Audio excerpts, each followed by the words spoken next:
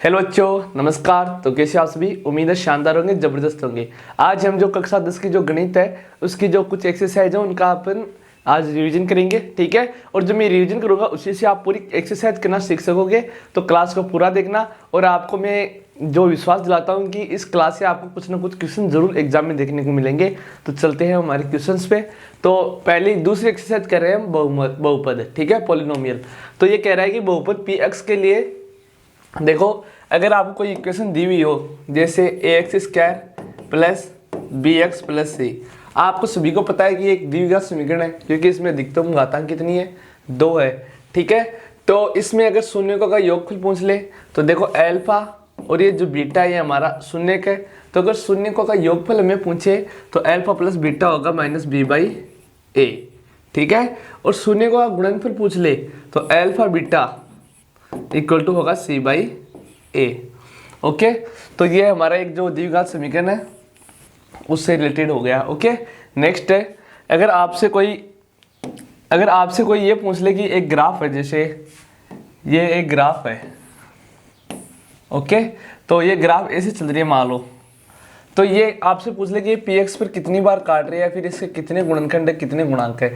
तो ये जितनी बार इस एक्स एक्स पे काट रही है, जैसे ये ओ मूल बिंदु हो गया, ठीक है, और ये y है, ये y डैश है, ये x है और ये x डैश है, ठीक है। तो ये जो ग्राफ हमने बनाई है ये x एक्स पर कितनी बार काट रही है वही इसके क्या होंगे, जो शून्य होंगे वो होंगे, ठीक है। तो ये देखो, एक तो यहाँ पे काट रही है एक यहाँ पे 2 और एक यहाँ पे, यानी 3 बार काट रही है। तो इसके कितने गुणनफल होंगे, 3 होंगे, ठीक है। जैसे मैं एक और बनाता हूँ, ये ग्राफ है एक और, ठीक है। तो इसमें कितनी बार काट रही है, तो इसमें 2 बार काट रही है, जैसे एक तो यहाँ पे काट रही है और एक यहाँ पे काट रही है, ठीक है। तो इसके कितने गुणनफल होंगे, 2 गुणनफल होंगे। इसी प्रकार आप देखोगे, ये देखो, ये अगर स्पर्श करती हुई जाए तो उसके 0 गुणनफल होंगे। क्यों होंगे? क्योंकि ये काट नहीं रही है, ठीक है। ऐसे दर्शाने से कुछ नहीं होता। तो आप समझ गए होंगे मैं क्या बोल रहा हूँ, ओके। जैसे इसमें क्वेश्चन है कि ये जो पी एक्स पे कितनी बार काट रही है, तो एक तो यहाँ पे काट रही है, एक यहाँ पे 2 और एक यहाँ पे 3, तो इसका आंसर 3 हो जाएगा, ठीक है। इसी प्रकार है कि ये जो x square minus 4x plus 6 के शून्यक ए और बी है तो a प्लस बी। तो आपको पता है कि शून्यकों का योगफल क्या होता है, शून्यकों का योगफल होता है अल्फा प्लस बीटा। तो यहाँ पे अल्फा का मान a है, ये b है, तो क्या होगा माइनस बी बाई ए। तो माइनस बी यानी जो ये द्विघात समीकरण है इसमें b होता है x का गुणांक और a होता है x स्क्वायर गुणांक और c होता है अचर पद, ठीक है। तो यहाँ पे देखो बी माइनस बी कितना है, माइनस का 4 और ए कितना है 1, तो इसका आंसर 4 आ जाएगा क्योंकि माइनस और माइनस क्या हो जाएगा, प्लस हो जाएगा, तो इसका आंसर 4 हो जाएगा, ठीक है। तो आप मेरी बात को समझ गए होंगे अच्छे से। चलते हैं अपन नेक्स्ट क्वेश्चन पे, ये है, ठीक है। तो आपको जो मैं पढ़ा रहा हूँ वो आपको समझते चले जाना है, सो दैट आपके एग्जाम में एक भी क्वेश्चन गलत नहीं होगा, ये मैं दावा करता हूँ, ठीक है। तो यहाँ पे देखिए कि बहुपद पी एक्स को ग्राफ एक्स द्वारा दर्शाया गया है, तो बहुपद के शून्य की संख्या ज्ञात कीजिए। तो मैंने बताया कि ये देखो एक बार भी यहाँ पे कट नहीं कर रही, देखो यहाँ पे एक बार भी कट नहीं कर रही, ठीक है। ये ऐसे जा रही है, इस एक्स एक्स पर तो कर नहीं रही, तो इसके कितने गुणनफल होंगे, 0 होंगे। समझ गए मेरी बात। इसी प्रकार नेक्स्ट है कि बहुपद 3x square minus 5x plus 6 के शून्यक ए और बी है तो a प्लस बी का मान ज्ञात करें। तो आपको पता है कि शून्य का गुणनफल क्या होता है, शून्य गुणनफल होता है c बाई ए। c क्या है, अचर पद, अचर कितना है 6 और a क्या है 3, तो इसका आंसर 2 हो जाएगा। तो 2 ये रहा, ठीक है। नेक्स्ट है कि ax³ plus bx square plus cx plus d है तथा p q r 3 शून्य का, तो p plus q plus r का होगा, तो p plus q plus r का क्या होगा, माइनस बी बाई ए, ठीक है। एक द्विघात बहुपद के अधिक से अधिक कितने शून्य संभव है, द्विघात बहुपद के हमेशा 2 शून्य निकलते हैं, ठीक है।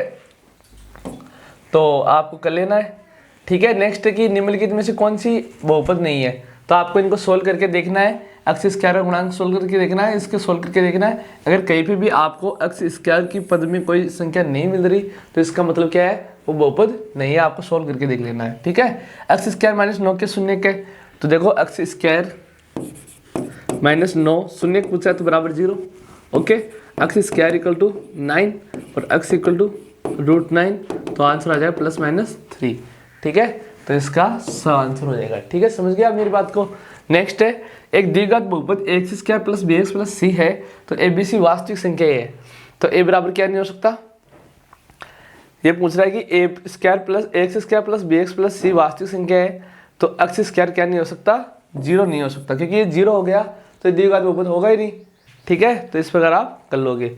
ओके, यदि बहुपद p x equal to 2x square plus x plus k का 103 है, तो के का मान ज्ञात करिए। तो देखो ये बोल रहा है कि एक 2x square plus x plus 3, 2x square plus x plus k equal to 3, यानी एक उत्तर दे रखा हमें, है ना, यही होगा क्वेश्चन।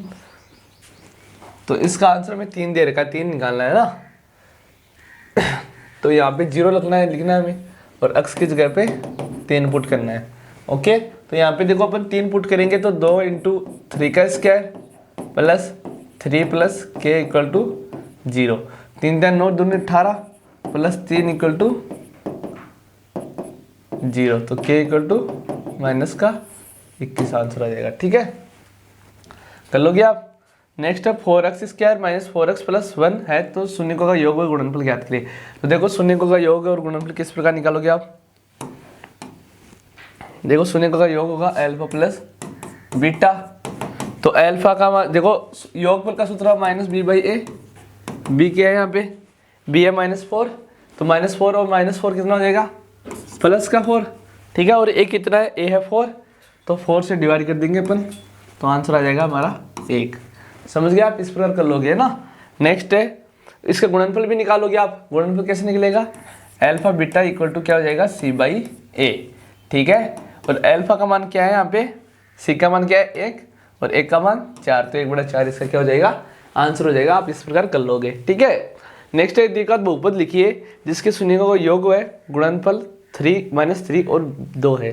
ठीक है, तो आपको लिख लेना है, कैसे लिखोगे, शून्यकों का योग का देखो सूत्र होता है x square minus alpha plus beta plus alpha beta. ठीक है, तो यहाँ पे देखो योग तो लिख लेना -3 और 2 लिख लेना। ठीक है, उस समीकरण में लिख लोगे तो आपका आंसर आ जाएगा। ठीक है, एक रेखा को बहुपद की कितने शून्य संभव है, तो बता देना आपको ये कितने शून्य संभव है। ठीक है, नेक्स्ट है एक द्विघात बहुपद का व्यापक रूप लिखिए, तो लिख लेना x square plus b x plus c. ठीक है, नेक्स्ट एक द्विघात बहुपद के ग्राफ निरूपण में ग्राफ रेखा अक्ष को 2 बार काटती है तथा वाई अक्ष को 1 बार काटती है, तो बहुपद कितने शून्य होंगे, तो अक्ष को जितनी बार काटेगी, जैसे अक्ष को ये कह रहा है 2 बार काट रही है अक्ष, और इसको 1 बार काट रही है, तो इसके 2 शून्य होंगे। ठीक है, नेक्स्ट है द्विघात बहुपद ज्ञात कीजिए, द्विघात बहुपद ज्ञात कीजिए जिसके शून्यों का योग √2 और गुणनफल 1/3 है। तो कर लेंगे आप, जो मैंने फॉर्मूला बताया कि एक्स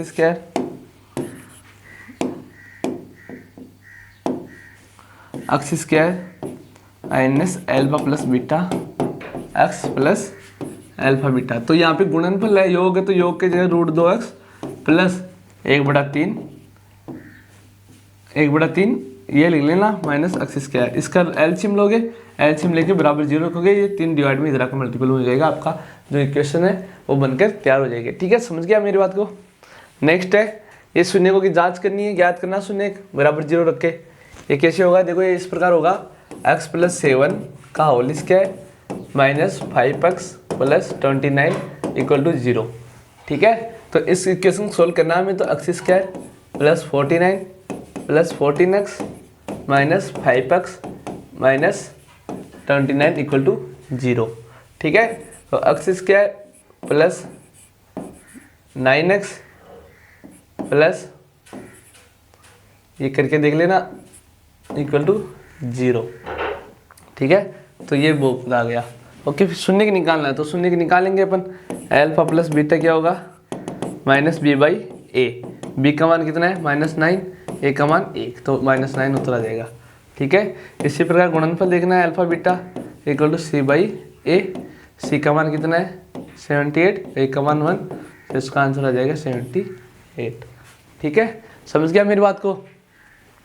नेक्स्ट है एक द्विघात बहुपद ज्ञात कीजिए शून्यकों का योग 1/4 वह गुणनफल -1 है। तो इस प्रकार निकाल लेना आपको ये फॉर्मूला यूज करके, ठीक है। दिखा बहुपद 6x² plus k plus 7x का एक शून्य -1/3 है, तो k का मान ज्ञात करें। तो आपको ये इस प्रकार निकालना, आपको देखो ये प्रश्न है कि 6x² plus k plus 7x बराबर 0 और x की जगह एक मान दे रखा हमें क्या, -1/3।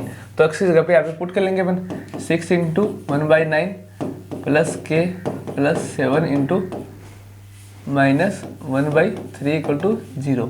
ओके, 9 एलसीएम है इसका, तो 6 प्लस k और -21 = 0, ठीक है। ये 0 हो जाएगा, तो k = 6 डिवाइड सब्जेक्ट होगा तो 15 आंसर आ जाएगा इसका।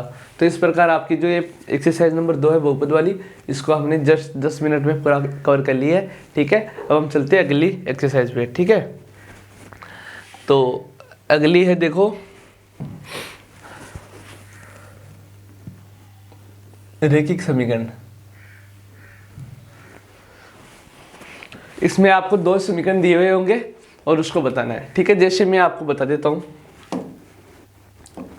देखो a1x plus b1y plus c बराबर 0 एक इक्वेशन होगा, एक होगा a2x plus b2y plus c, ये c1 है ना, ये c2 है बराबर 0, ठीक है। तो अगर ये a1 का x का गुणनफल a1 है बटा a2 is not equal to, ये बराबर नहीं होंगे किसके, b1 बाई b2 के, तो इसका मतलब क्या होगा, इसका मतलब होगा कि जो दोनों रेखा है, ये एक रेखा का ग्राफ है, ये एक रेखा के ग्राफ का इक्वेशन है, ठीक है। तो इस प्रकार अगर नॉट इक्वल टू वाला साइन आएगा तो इसका मतलब होगा कि ये एक दूसरे को क्या करती है, प्रतिच्छेद करती है, ठीक है।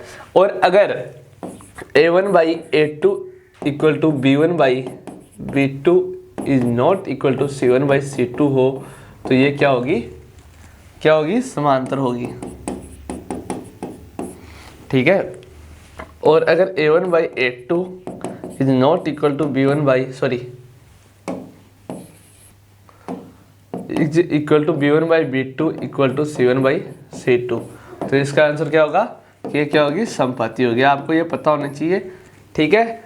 यानी ये आपको सोल्व करके देख लेना और आपको बताना कि कैसे क्या होगी, ठीक है। इस एक केस में ये क्या होगी, संगत होगी, इस एक केस में संगत होगी, असंगत होगी, और बाकी के दोनों केसों में क्या होगी, संगत होगी, ठीक है। एक केस में असंगत होगी ना। तो ये आपको इक्वेशन दे रखा है 9x plus 3y plus 12 equal to 0, ठीक है। एक दे रखा है 18x plus 6y plus 24 equal to 0। तो आपको a1 by a2 equal to b1 by b2 equal to c1 by c2 की जांच करनी है, ठीक है। a1 कितना है, x का गुणांक, अरे a1 क्या है, x का गुणांक, a1 x का गुणांक, तो a1 हो गया 9 by 18 is equal to b1 कितना है, 3 by 6 is equal to c1 कितना है, 12 बाई 24। तो ये कैंसिल आउट हो जाएगी, 9 1 9 9 2 18 इक्वल टू 1/2 इक्वल टू 1/2। तो ये क्या हो गया, ये बताइए क्या हो गया, ये इसमें आ रहा है, देखो इसमें आ रहा है, संगत वाले में आ रहा है, और इसमें क्या होगा, परिमित रूप से अनेक हल होगा, ठीक है। अगर आपको ये इक्वेशन दिखाई दे दे, ये ऐसा वाला दिखाई दे दे, तो इसका एक अद्वितीय हल होगा, ठीक है। अगर ऐसा दिखाई देंगे तो इसका कोई हल नहीं होगा, क्योंकि समांतर रेखा कभी भी एक दूसरे को काटती नहीं है, ठीक है। और अगर ये बराबर आ गया, तीनों बराबर आ गए, तो समपाती होगा, मतलब इसके अनेक हल होंगे, ठीक है। मैं दोबारा बता देता हूँ, अगर a1 by a2 is not equal to b1 by b2 है, तो इसका मतलब है अद्वितीय हल इसके। और अगर a1 by a2 is equal to b1 by b2 is not equal to c1 by c2 है, यानी c1 बाई c2 बराबर नहीं है, दो बराबर है, तो इसका कोई हल नहीं होगा, ठीक है। और अगर ये तीनों बराबर होंगे तो इसके क्या होंगे, अनेक हल होंगे, ठीक है। समझ गए मेरी बात को। नेक्स्ट है रैखिक समीकरण a1x प्लस ये समीकरण एक तो और ये है ना, एक दूसरे को प्रतिच्छेद करेगी, कब काटेगी, कब मतलब एक हल होगा, कब एक हल होगा, जब ये a1 is not equal to ये होगा ना, ठीक है। कर लोगे आप, ये next x plus y equal to 3 है, तो 2x minus y equal to 3 का हल होगा। तो आपको देखो ये इक्वेशन है, ये मैं बता देता हूँ आपको, ये दो इक्वेशन है, पहले तो इसको तो सॉल्व करके दिखा देता हूँ मैं। देखिए x plus y equal to 3 है और 2x minus y equal to 3 है, ठीक है। तो आपको कुछ नहीं करना, ये इससे कैंसिल आउट हो जाएगा। विलोपन विधि आपने पढ़ी होगी, अगर नहीं पढ़ी तो मैं अभी आपको बताने वाला हूँ, ठीक है। तो ये हो जाएगा 3x is equal to 6, okay. तो x इक्वल टू 2, तो x का मान क्या आ जाएगा 2 आ जाएगा ना, लेकिन इसमें 3 ऑप्शन दे रखे, एक है। फिर आपको x की वैल्यू समीकरण नंबर क्वेश्चन में भी रख देना है, जिससे मैं समीकरण इस ऊपर वाला में रखूँगा। तो 2 प्लस वाई इक्वल टू 3 और y इक्वल टू 1, तो इसके आंसर आ जाएंगे 2 और 1, यानी ये आंसर इसका राइट है, ठीक है। समझ गए क्या मेरी बात को? चलो चलते हैं नेक्स्ट क्वेश्चन पे।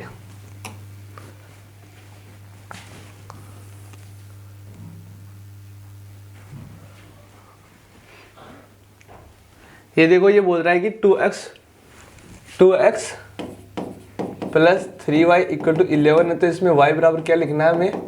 y बराबर लिखना है y का प्रतिस्थापन होगा। तो y का प्रतिस्थापन कैसे निकालेंगे अपन? देखो y को एक साइड रखेंगे इक्वल टू 11, ये प्लस का इधर आकर माइनस का 2x, ठीक है। और y equal to 11 minus 2x by 3 answer हो जाएगा।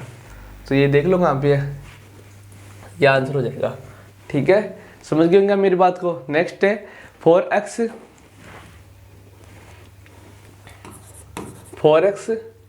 प्लस 3y माइनस के इक्वल टू 0 है, ठीक है। तो मान रखना है हमें 3 और -2, ओके। x की जगह 3 और y की जगह -2, तो 3 लिखेंगे तो 4 इंटू 3 प्लस 3 इंटू -2 माइनस के इक्वल टू 0, तो ये हो जाएगा 12 माइनस 6 माइनस के इक्वल टू 0, तो 6 इक्वल टू के, तो ये आंसर आ गया।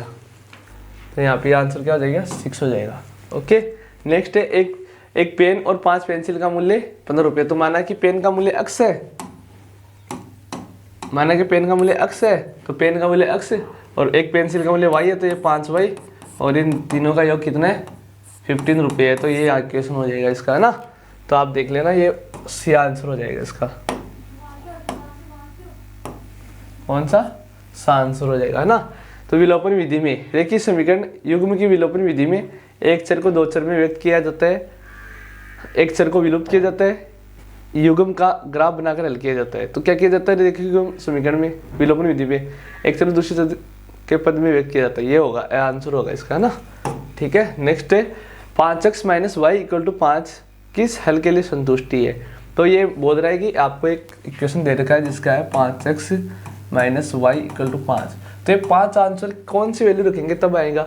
देखो हम यहाँ पे 1 रखेंगे तो 5 में से एक जाएगा तो 4 आएगा, ठीक है।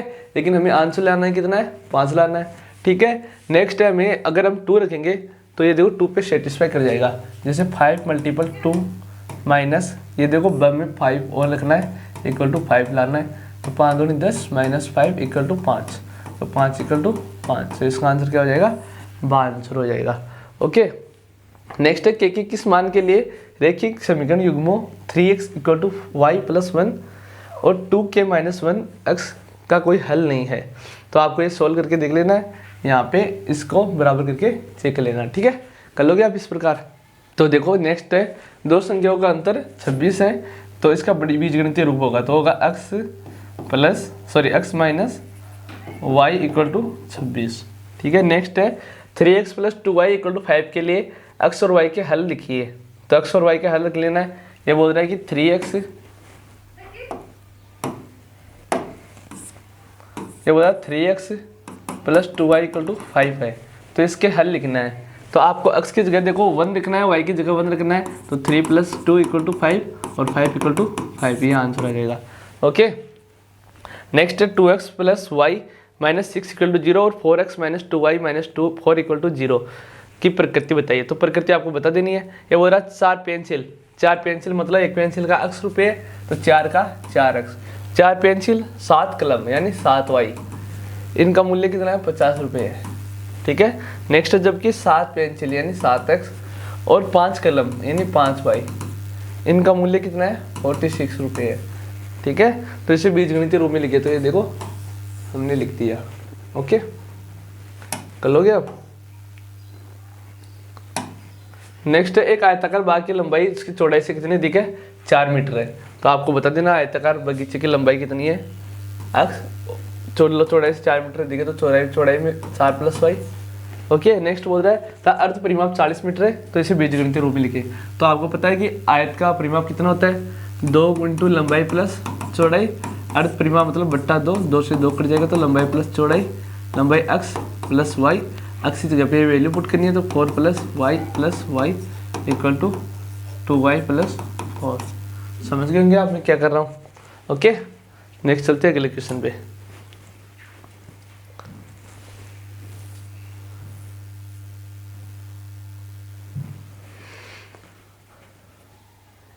ये बोल रहा है कि 3x - y = 3 क्या हल ज्ञात किया। तो ये बोल रहा है कि देखो 3x - y = 3 और 9x - 3y = 9। तो आपको देखो विलोपन विधि से कर लेना है इसको।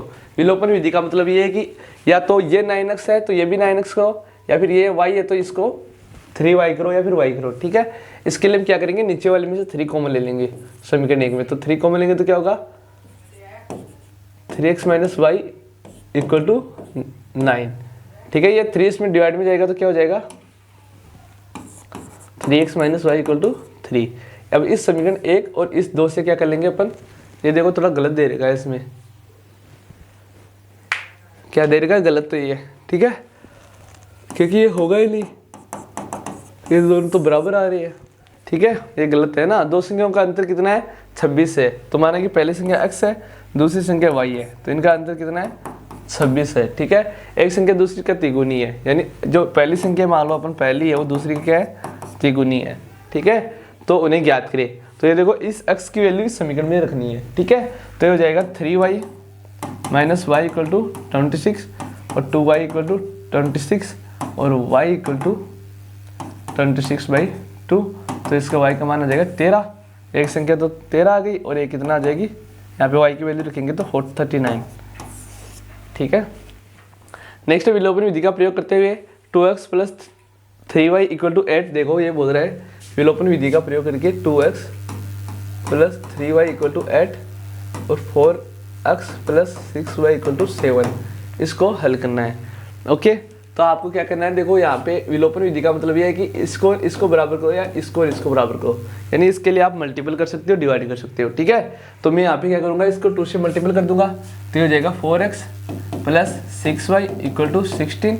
ये हो जाएगा 4x + 6y = 14। यार ये थोड़ा उकचुक कैसे दे रखा है, ये पूरा इक्वेशन गलत दे रखा है। यहाँ पे इक्वेशन गलत है, अगर यहाँ पे थोड़ा अलग रहता तो अपन इसको इससे काट देते, ए की वैल्यू आती उसको इरेज करते, इधर ये वैल्यू आती, इसको इधर से इधर लेके जाते, बट्टे में आ जाता और आंसर हम निकाल लेते। ठीक है, तो इस प्रकार आप कर लोगे। यहाँ पे भी देखो पहले x और y का मान निकालना है दोनों इक्वेशन से, फिर इससे पुट करना है।